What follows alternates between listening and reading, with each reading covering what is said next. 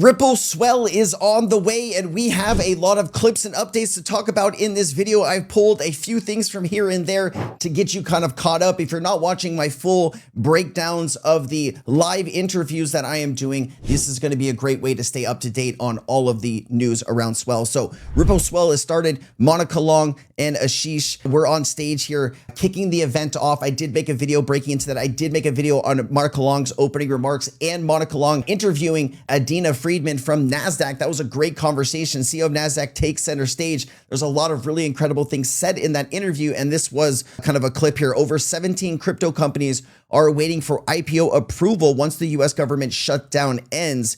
And then you had this conversation with Canary Capital CEO a few minutes ago at Swell. Here is a clip from that conversation. Everyone should be unbelievably excited. CEO of Bitwise Invest explains how inevitably it will happen with crypto.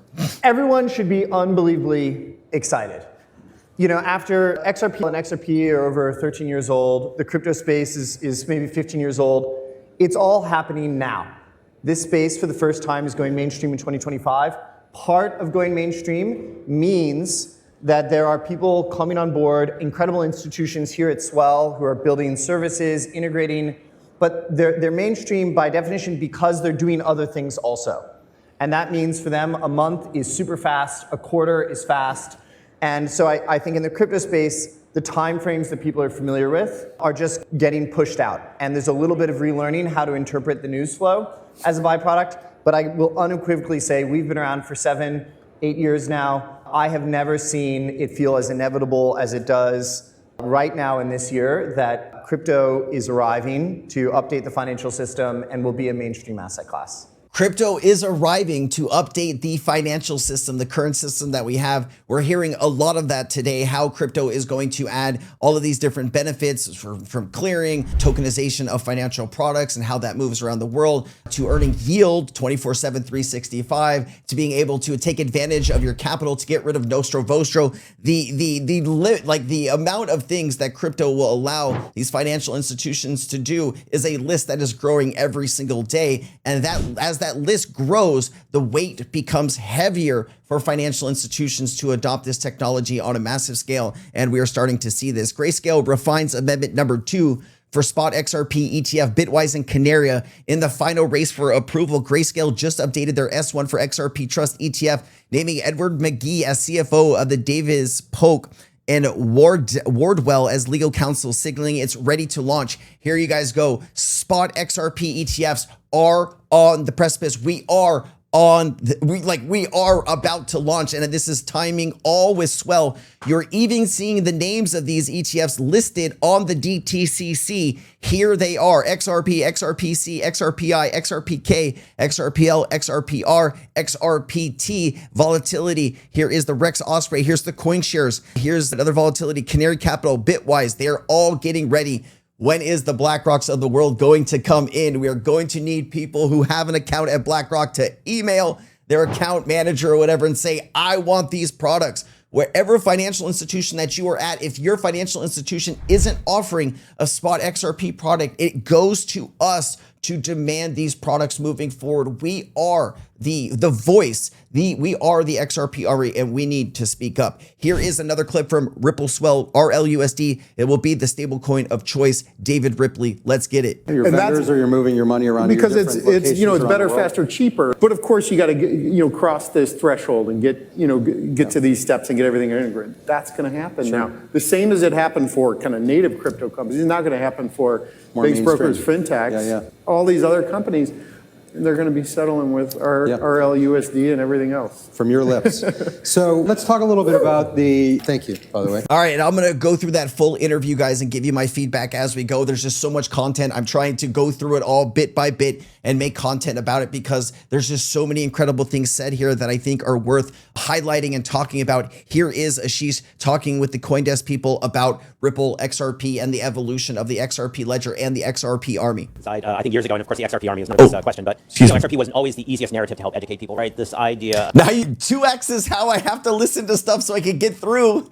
Like every day I'm watching, hours and hours and hours of content at, 1.5 to 2x speed so I can go through it fast enough so I can make content for you so it can keep you updated. Man, it's a full-time gig. I just want to say, guys, I've dedicated my life to trying to help people understand the crypto community and XRP and Ripple and the technology. And, people always are asking, how can we support the channel? The best thing that you can do, guys, is like the videos, leave a comment, make sure that you're subscribed. And if you find the content valuable, send it to a friend or family member that you think would be interested in it. That does the world for me. And I greatly appreciate all of the support that you've given this channel over the last year. It's been an incredible ride, and it's an honor to be on this journey with you. Every single day I get up with that mission in my mind to help educate, and let's just rock and roll, guys. Let's do it. Of what I think of as just a, kind of multifaceted financial services entity or platform offering as many things as possible was a little bit outside of the education scope of currency, smart contract platforms, stablecoins, things. So I guess now with these events and this kind of explanatory power and sort of financial power that Ripple has, and the acquisition of Hidden Road and the rebranding that as a explicit prime services business, do you feel just more like a big diversified financial services company? Well, I think what's interesting is that we planted those seeds 12 years ago, but as you know, rebuilding the financial ecosystem doesn't happen overnight. So, hey, listen, there's ways to accelerate the acquisitions that Ripple has done is great. And I think that'll accelerate adoption, again, bridging traditional finance to crypto. But then there's a lot that I'm excited about building directly on the XRP ledger as well. And that's what I'm excited about with my new company, Evernorth, which is a XRP digital asset treasury. I think that is going to be a wedge that helps traditional institutions that want exposure to crypto be able to participate and get exposure, and in the future get exposure to DeFi. But as easy as holding a stock. Right. So you can just go into your portfolio and you can add XRPN, Evernorth, and you'll get access to a lot of what crypto has to offer.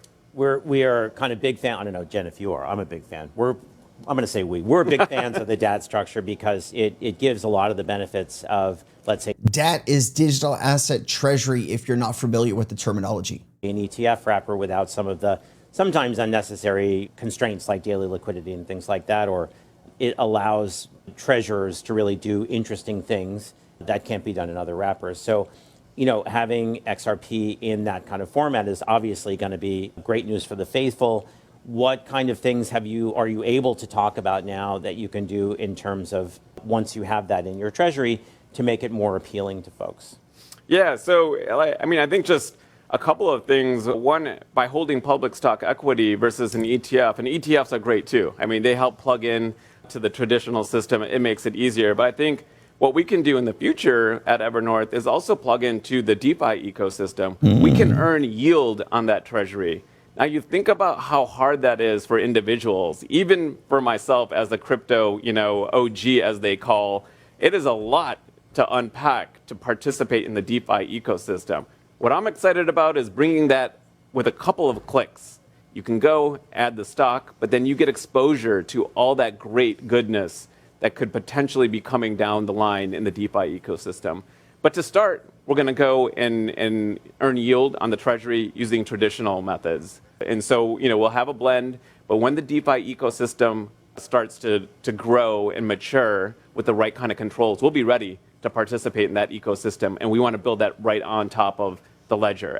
Let me know, guys, are you interested in Evernorth, right? Are you going to be participating, via the stock market? I'd love to better understand that. So we did see the ETFs. And also, guys, I have a full video that came out talking about this latest Ripple acquisition. Yes, if you missed it, Ripple did acquire another company. This company is called Palisade. It strengthens Ripple's position in institutional digital finance. It adds secure wallet and custody technology, multi-chain support, and faster onboarding for its clients. This allows Ripple to offer a full compliance solution for banks and companies to store and move digital assets, paving the way for broader adoption of Ripple's technology and greater potential use for XRP. This was a big thing that happened yesterday. And then, of course, Verson from Black Swan Capitalist says, just hit $4 billion in crypto investments. This acquisition of a tech firm, Palisade, Inc. And then Ripple bolsters institutional custody capabilities with Palisade. And then here is some of the connections. You have Flare, Ripple, Riva, One Money, Schumann Financial. They are the company in Europe that launched a digital euro on the XRP ledger.